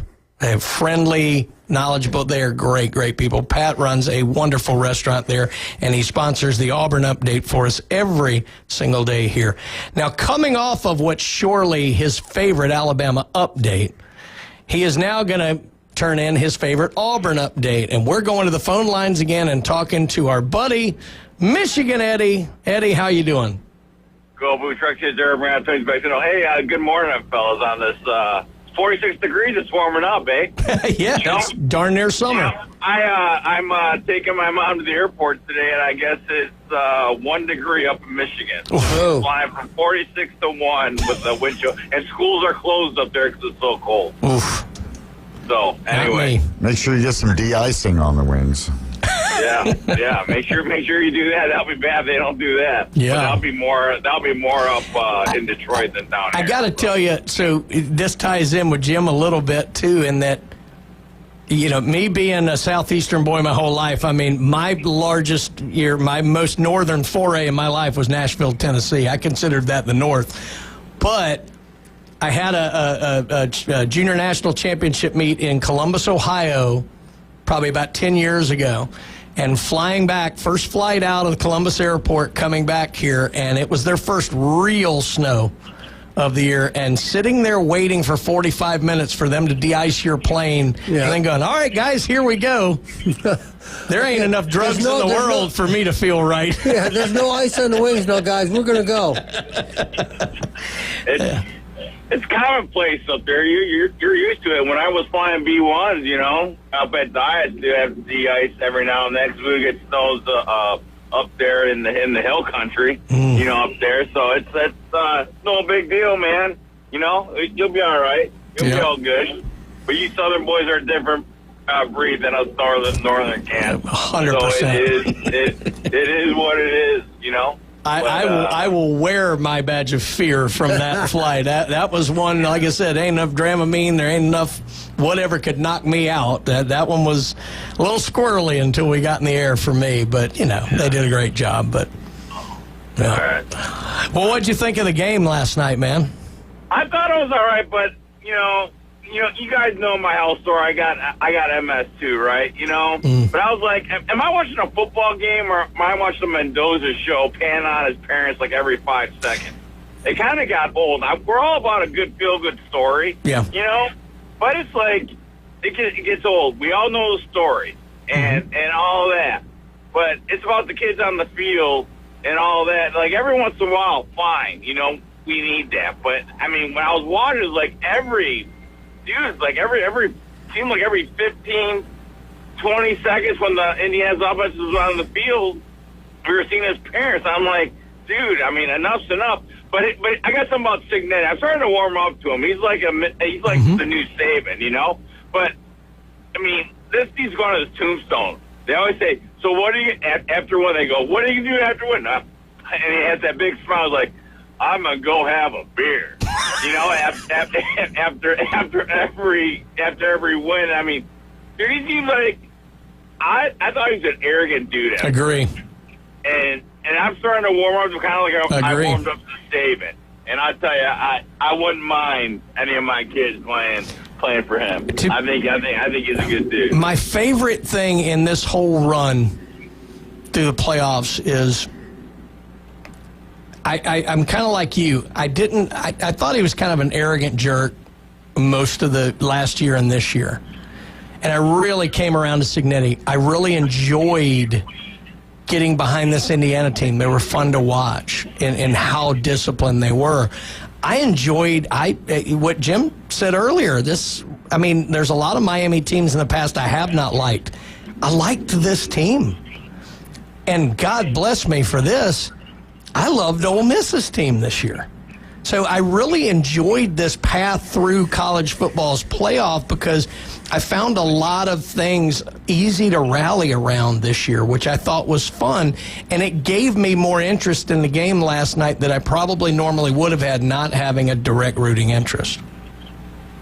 Yeah. The only thing that marred the game, I don't know, there's two sides to every story, but the bad you came out at the end with punches being thrown at the end. And I saw some stories about it after the game, yeah.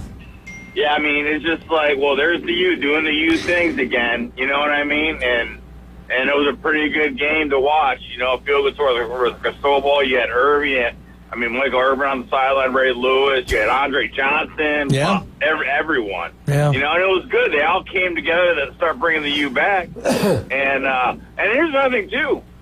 The crowd was 60-40 IU, and you're in Miami's backyard. And that is what I've always said about Florida sports. They're very fickle, and sometimes they don't turn out. And that should have been all orange, green, and orange. I agree with you. I agree with you in general. I don't think it would have made any difference. Well, I agree with you in general, but I'm not sure last night's the best indicator of that. I think there was such a confluence of events that this is Indiana's first run at this ever. I understand with the way the ticket prices were. I get it. I think it was such a unique scenario where Indiana. People were like, this is our chance to see this. Like, I get that. So I think if it had been, ironically, an Ohio State, I'm not sure it would have been that dominant, to that. I think more Miami would have shown up because Miami was definitely behind this team. I know they can be fickle, but I think it was just a weird situation last night with Indiana. Just was something we haven't really seen before. I was just surprised that when I looked up and I was like, all I saw was red. I was very, very shocked. Yeah, that's all. But the reason why I say that about Miami is like you watch them on a Saturday afternoon at Hard Rock and there's hardly anybody there. Sure. You know what I mean? Sure. And so that's why. And even you know how Florida sports are. They're very fickle. So I mean, too many other things to do down here. Exactly. That is right. Especially in Miami. That is right. That is right. So anyway, but that's about all I got. Hey, how about now? I was talking to Eddie today. I was like, football's over except for the NFL. The Lions are also who cares. But hey, you got the Pistons and Red Wings on top of their conferences. You know what I mean? And okay, here's one thing too, real quick, since you're on and Coach ain't on. Why can't every baseball player be like Jose Ramirez? Him and the Indians came together because he knew that Cleveland's a mid-market team, can't pay the big dollars like L.A., and they came to a fair deal, which they knew was under his market value because they both appreciated one another and what they've done for each other. Why can't Tarek Skubal and the Tigers do that, man? Like, come on. I get it. Is he going to the Dodgers? Tell me Scooble's not going to the Dodgers. As of now, no, he's still with the Tigers. But, they just signed Kyle Tucker and just the rich. Right. And you can't blame the Dodgers. Nope. They're playing within the rules. That's right. I mean, it is what it is. I mean, it's just Major League Baseball is just screwed up. I mean, with their stuff. And it's forcing the team, like our teams up north, like the Reds, the Indians, the Tigers, the Brewers, and all that. You really got to do more with less and hope an Indiana-type story comes out of it, And a lot of that doesn't necessarily speak negatively of the guys who don't do it, but I do think it speaks very positively of Jose Ramirez, who I think is the most underrated player in baseball. Oh, no question. Well, we got to get to a break, Eddie. We got to fatten up Coach Hale's wallet here. Yeah, you guys take care. Love you guys, and glad you guys are on, and I'll talk to you later, man. You have a blessed day. Thank you. I'm out. And go Blue. The great Michigan Eddie signing off there again. Another wonderful SEC update today. The Auburn update. We may have to find new sponsors after all this. And amazingly enough, the power hasn't been cut yet. Oh, my God. But always want to thank Pat Perno, Beef O'Brady's, Lynn Haven, for sponsoring the Auburn update. We ran a little long there. Let's get to a break. We're going to get back to the phone lines and talk more about an excellent national championship game. You're listening to Coach James Hale Show, ESPN, Northwest Florida.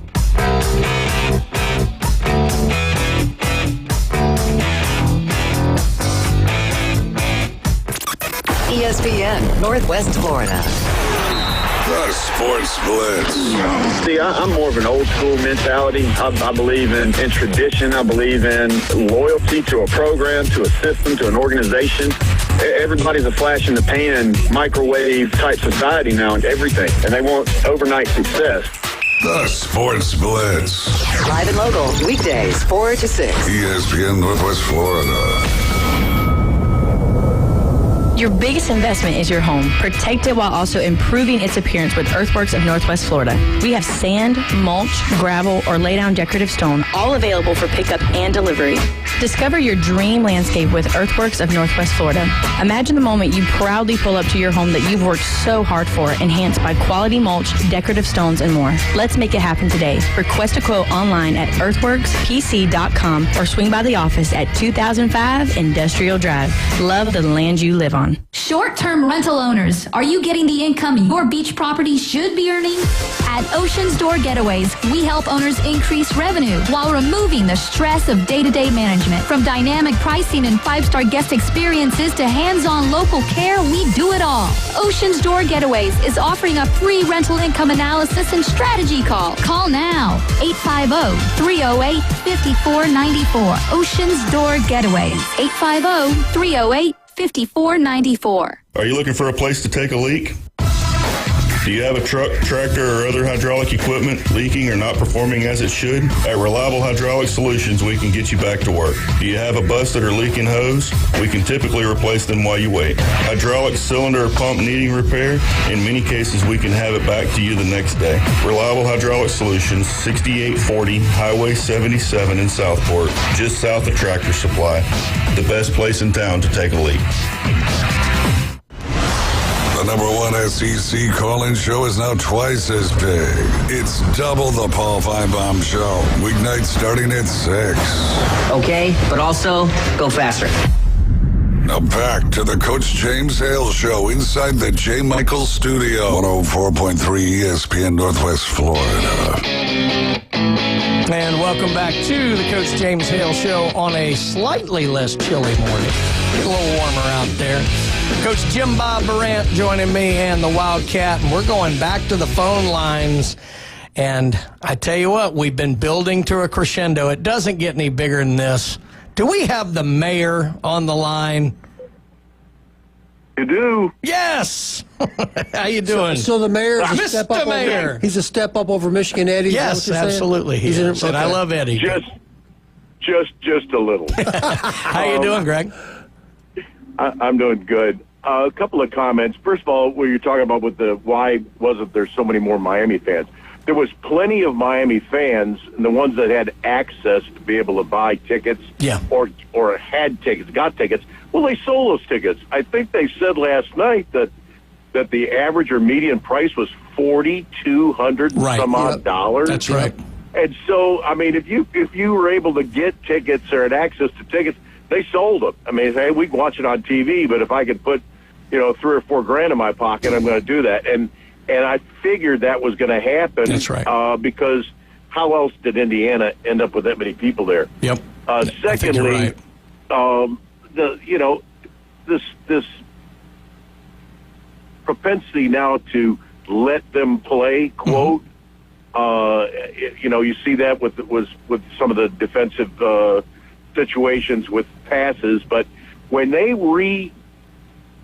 show the replay of someone, especially when what's his name went off tackle, the big kid from Miami, the running back, Fletcher, 220, and they showed the play 2 or 3 times, and when you see him cutting past the tackle and cutting out to the right, and you see a guy reaching for him, and another guy blocking him has got him by the jersey and just stretching it where his number looks like it's 3 numbers, and they show it 2 or 3 times. It's like, wait a second. I mean, I know let him play, but holding, and you can't. You either got to call it or don't call it. So, and when that kid smashed into Mendoza. With his helmet and speared him with his helmet and led with the helmet. He targeted him, whatever, and they show it, and then they show it again. We can't be the only people there. You got 6 or 7 officials out there. They don't see that and they don't react to it. It's just, I don't know. I mean, it's just kind of crazy that those situations continue to happen, and the holding was on both sides. That's right. That's right. I'm actually glad after Mendoza got hit, it seemed to stop at that point, which was good. But I had said earlier in the show, I watched the coaches' film room version of it last night, and one of the things the coaches were talking about was they kind of started with the same thing, like, yeah, you can call that. I'm glad they're letting them play. But I think it was Clausen maybe or Adazio. One of them was like, however, they're going to need to make sure, because if you are letting the players know we're going to let you play, they're going to keep stretching and keep going for more. No doubt. And you do have to rein it in occasionally. I thought they had a few calls in there that did it, but they probably could have done a little bit better in a few cases, certainly with some of the holding. But yeah, I mean, overall, I thought they got it mostly right. They missed a few. Yeah, they definitely did. And so, but what a great game to watch. Yeah. And I just wish that when you say consistent, it's hard to be consistent when you watch some of the pro games that have been going on where they've been, good Lord, I mean, they didn't throw a flag in one of those games till the 4th quarter. Yeah. And who the hell, and the holding situation is something that really can make a tremendous difference, especially in the line. I don't think they had only one holding call in the line for either team the whole game last night. Yeah. And, I guess if the score would have been 65-60, you'd have saw some more holding calls. Yeah, there was one. There was one important one on Indiana early, because I remember it, and even the offensive line coach, even I have to admit this was holding, and I never do that, so that was kind of funny. Yeah.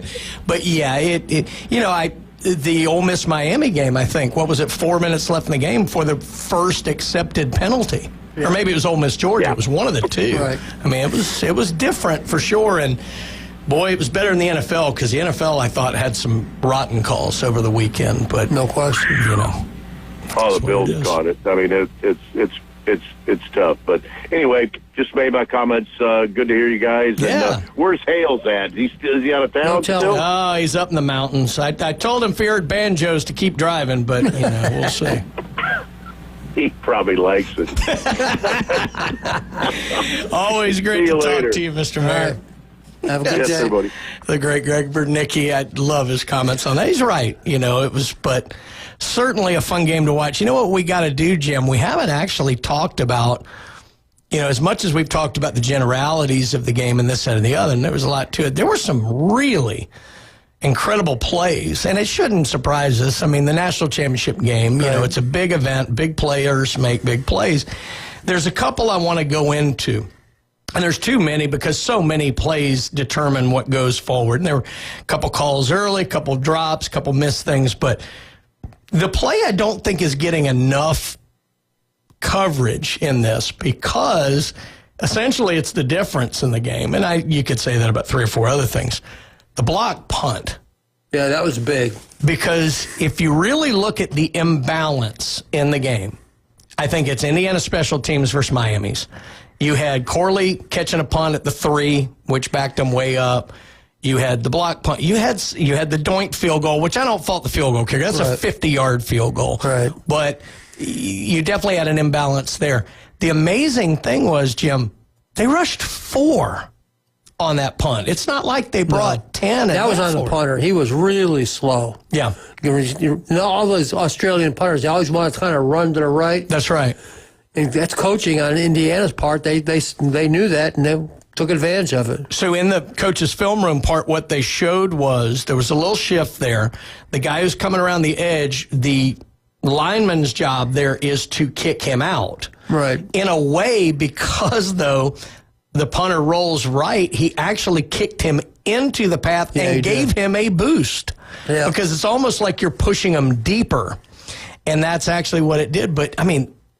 But that's look, a big play. I don't understand these formations that they punt out of now where you have the 3 guys back and that just give me that line and keep them from getting through the first time. But I don't know. I mean, you're a coach. You may know this better than I do. I tell you, that doesn't bother me as much as the punt return. This is one of my pet peeves. Mm-hmm. In all the years I coached with James Hale, we always had two return guys. Because now what they do, the punter gets the ball, he runs to usually to his right, because most of them are right-footed, and they kick the ball down the right hash. So, I understand why they do it. They're trying to limit the amount of space that you have. But so many times the kicks don't go where you want them to. And the one return guy's on the other side of the field, and the ball just rolls. And put one on each side of the field. Catch the ball, get what you can. And I agree with that fair catching the ball, or we're catching the ball like the 3-yard line. It's like, what are you doing? Well, the funny thing was, it was such a good kick. You know, they always say put your heels on the 10. Right. But he actually was going to catch that about the 17-18. Because it was such a good kick, he started backtracking. I think he got lost in how much he had backtracked. Right. And he's a young kid. I mean, this kid's supposed to be a senior in high school. Right. But he's a great by the player. way, what a talent. He's a great player. Oh, my goodness. All right, well, let's move forward. So we're going to get to what you and I think, both feel like is the biggest play. But before we get to that, there were 2 critical back shoulder throws. And you could tell Miami worked on this because they did a really good job of defending it most of the game. Great catch is what it was. But the first 4th and 5, it's almost unguardable. Yeah. And as a defensive coach, it's got to drive you insane because you can have your guy perfectly in phase, do everything exactly right, and you almost can't stop it if it's done correctly. And the NFL part of this is they either know you see my guy's going to catch it or it's going to be interference. Mm-hmm. That's about the only way you can stop that. I mean, that's your 2 choices. But I always want to say Decker, but I think it's Becker with a B. Yeah.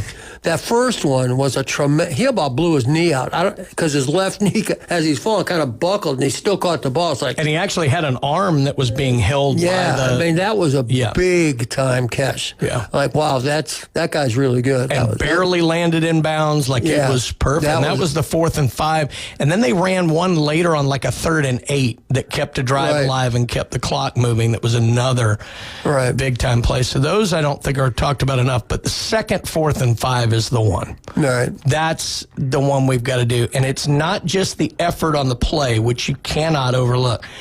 The guts to make this call. They're ahead by 3. Just kick a field goal, you're up by 6. That's right. So 4th and 5. Yeah. Fernando Mendoza, design quarterback draw. Yeah, I didn't see that one at all. Everybody did their job. They direct seal the right side of the line. The left tackle kicks out. They're leading the back through. But that's still, I mean, you designed it. The design got you 3 yards. Right. Mendoza putting his head down, rolling gets the 5, and then rolls again to get into the end zone and hold on to the ball. Yeah, he got smoked at the goal line. I was impressed that he held on to the ball because that number 1 rocked him. Yeah. Look, Mendoza is not this transitional talent. He is not the most talented player in the country this year. I don't think he's the best player in the country this year.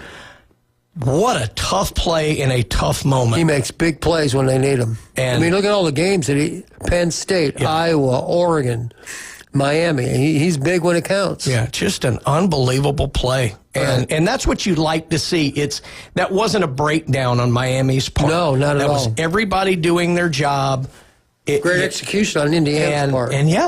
But just the guts to make that call when you have not run that play all game. I know, I'm thinking, I don't know about this one now. I think Mendoza had made one run for about a yard. He had turned a 3-yard loss into a 1-yard gain on one play. That was it. That's amazing. Absolutely amazing. Yeah. We're going to talk more about that when we get back, too, because we're not finished with an epic national title game here. But I do want to go back and thank a lot of our sponsors here. J. Michael's Restaurant, that Cajun Place, Dr. John Ward there with dermatology specialist, Steve's Bike Shop on 23rd across from Sam's, TK Vandy Roofing and Contracting, Turf Pro Pest Control, Max Fit Sports Nutrition, Jason Kovaleski there. And John, we got to get some jewelry for the missus. You know, maybe she's an Indiana fan. We want to design her a national championship. You can do that at David Adamson Designer Jewelry. Also, if you need some cash, get that old gold and old silver out. It's at an all-time high. Take it to David Adamson Designer Jewelry. They'll give you cash. That's David Adamson Designer Jewelry, 830 Highway 77 in Lynn Haven. When we get back, we're going to wrap this up and put a bow on it. Indiana is your national champions, but what would we do to tweak the playoffs to make it even better? You'll hear that next. Coach James Hale Show, ESPN Northwest Florida.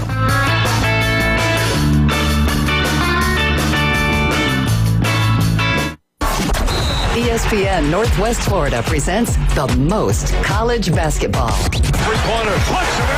College basketball is back. The Panhandle's destination for live play-by-play. The SEC, ACC, and beyond. Oh, we saw that coming, Radford. The biggest games play right here. ESPN Northwest Florida. This is Joanna with your latest forecast on ESPN Northwest Florida this Tuesday. For this afternoon and evening, mostly sunshine and a high of 57 with a gentle breeze out of the north-northeast at 10 miles per hour. Tonight, partly cloudy skies with lows around 43. Tomorrow, mostly cloudy with a gentle breeze and a temperature near 61. Moving into Thursday, slightly warmer with a high of 67 and partly sunny. This forecast is brought to you by Earthworks of Northwest Florida. Thank you for keeping that dial on ESPN Northwest Florida. Rely on it. Are you living with chronic pain, anxiety, or sleepless nights? You don't have to just get by. You deserve to thrive. At Thrive Alternative Medicine on Panama City Beach Parkway, Dr. Laughlin and counselor Suzanne Clark provide a compassionate path to relief. From medical marijuana card certifications to professional mental health counseling, managing conditions like PTSD, chronic pain, and the complexities of cancer. Book online at thrivealternativemedicine.com. thrivealternativemedicine.com. Find the relief you deserve. Experience a higher level of service. David Adamson Designer Jewelry has been providing you the very best of fine jewelry and repair in Lynn Haven for over 32 years. David has added Amber Anderson and Russ Clare, names you've known and trusted in PCB for years with your fine jewelry and watch needs. Find that one-of-a-kind engagement ring, that special anniversary gift, or something colorful just for you.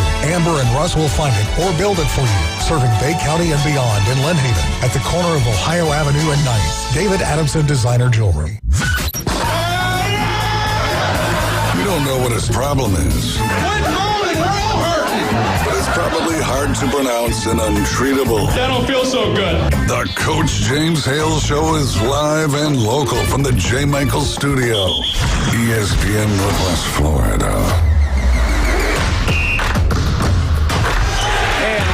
To the Coach James Hale Show. Brian Haddett filling in for Coach Hale. And let's wrap this up, Jim, because we just talked about all the things that were the story, but we nearly had a different story there at the end, because with a little less than 2 minutes to go, Miami's going to get the ball back down 6 with a chance to win with a touchdown. Now, they had just gone down the field in about a minute and a half and scored, and so it was a little bit worrisome. But right before that, there was a play that could have flipped the game, and then we'll get to another one later. So Indiana, who famously gives you nothing.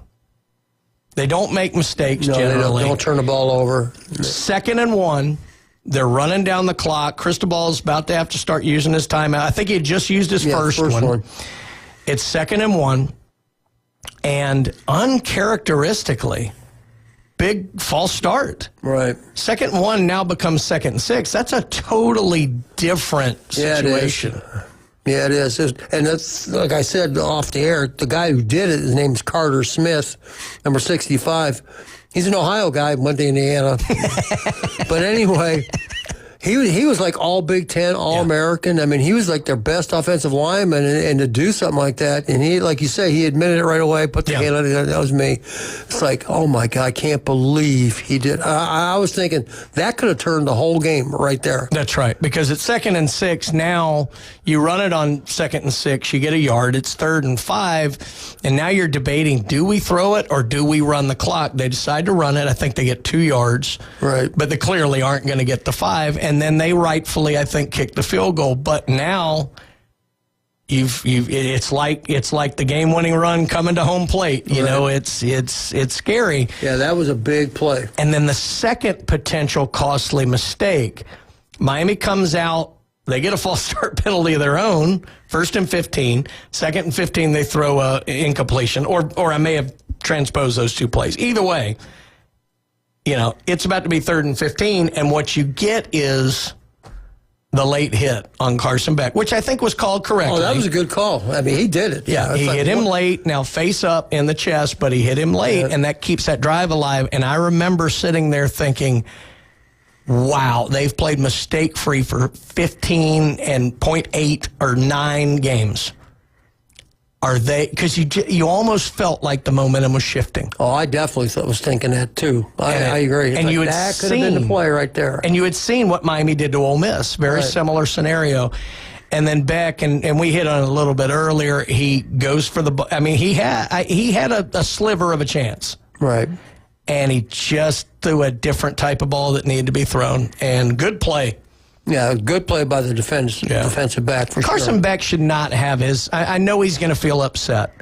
You could tell how much he wanted this, but I don't think he has anything to really feel badly about. I mean, he didn't go out there and win that game, but he's not the reason they lost it. No, he's not, 100%. You know, I thought he did an excellent job leading that team down the street. He's a lot of the reason why they were there, and you know, he went for a play and it just didn't pan out. It was, you know, Cignetti, when they interview, I hate when they interview him right as the game's about to start, because football coach, you got things to do. Right. But if you saw what he said, it became prophetic. He goes, they're a good football team. They're going to make plays. We just have to make one more. Yeah, and that's what it ended up being. They made one more play. They made one more. So, I don't know. I just thought it was tremendous, and it capped off a very good season. Didn't end the way you and I would like, obviously, but let's talk about this. So, we now have the 12-team playoff, obviously, for the second year. They tweaked a few things in terms of the automatic buys, which I think were good moves.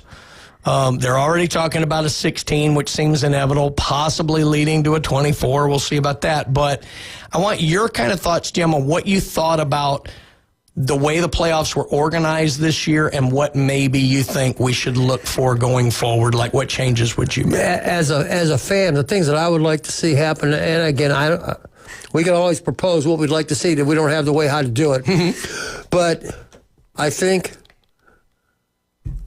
they need to tweak how people get in. This is my opinion. Notre Dame needed to be in that field. They were 10-2. They had one of the hottest teams in the country at the end of the year. Notre Dame should have been in there. Yeah. Okay. So I don't know who should have. I'm not going to argue who should have been out, but they should have been in. That's just my opinion. I think there's too much of a layoff in between. Great. We talked about, in 2 years with this essentially the same system, the teams that supposedly were the best teams because they earned a bye, didn't have to play the first week. 7 out of 8 lost. That's right. So if you're the one designing this, that's got to be so. Wait a minute, this is not what we intended. The first year all 4 lost. This year the only one that won was Indiana. That's right. So I think somehow that's got to be ironed out where that doesn't happen.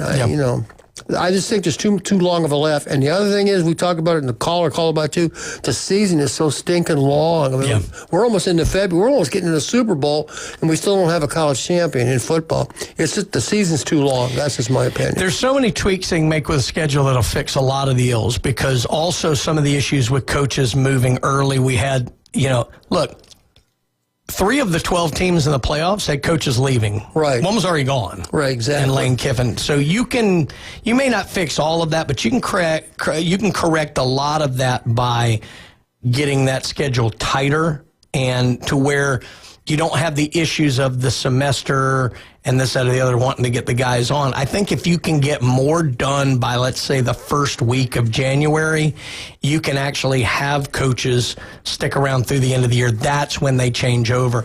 You can do the portal after the season, not in the middle of the doggone playoffs. You can have things like that done. One of the things that used to drive me nuts about college baseball is in the middle of the College World Series, the Major League Draft was going on. Right. It's like, do you really want to distract players? And they fixed that. Yeah. So I do think the schedule's first thing I would fix. To your point about the 1 and 7, it's not just the layoff, which I think is a big issue.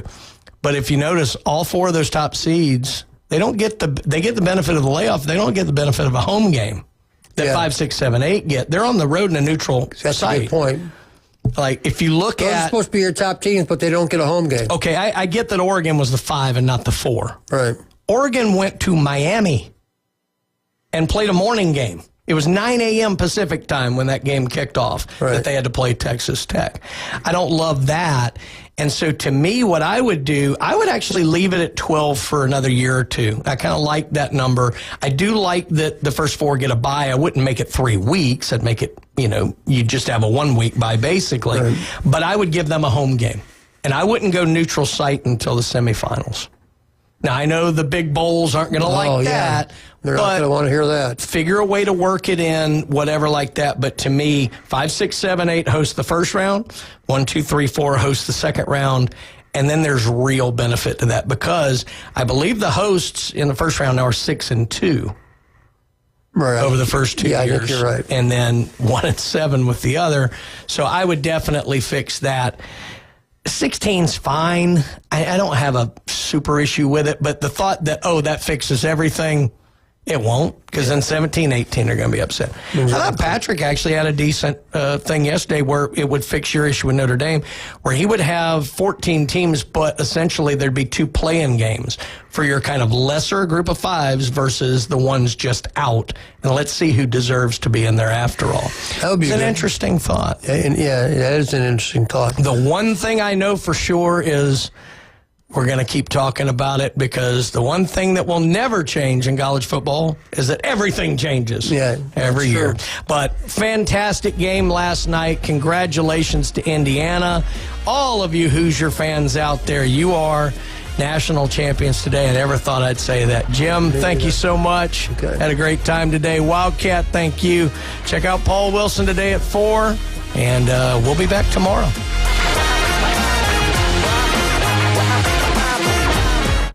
This just in. Get the latest sports news, scores, and updates from 104.3 ESPN Northwest Florida. Follow us on Facebook for exclusive content, behind-the-scenes action, live streams, and the chance to interact with your favorite hosts. Stay connected. Stay connected. Stay connected. Join the conversation on Facebook, YouTube, and Instagram. Search for ESPN Northwest Florida and crush the follow button.